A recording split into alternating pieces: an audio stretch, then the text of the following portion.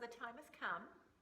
You begin to notice some changes in your 9, 10-year-old. Maybe a change in their body odor or change in their emotions, different things, and you realize you really have to get going on explaining to them about puberty and the changes that are going to happen in their body.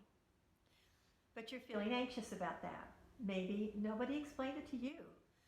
Maybe you have no clue as where to begin and what to say. Let me reassure you, that is just very normal. Parents throughout the generations have faced this challenge.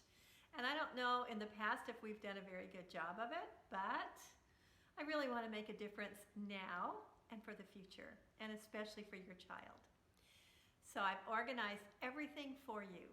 You don't have to go find anything else to help you with your child understanding what is happening to them during puberty.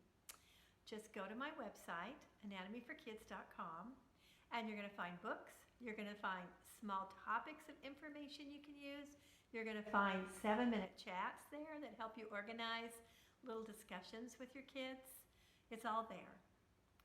I believe if you'll just follow through with this simple approach, you're going to feel so confident, and your children are going to be so grateful to you.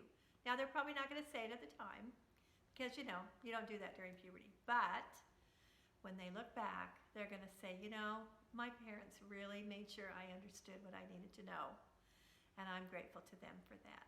So please, go to my website, wander through it, see what's there. I want to be part of the team with you as you walk with your child. I'm Dr. M with Anatomy for Kids.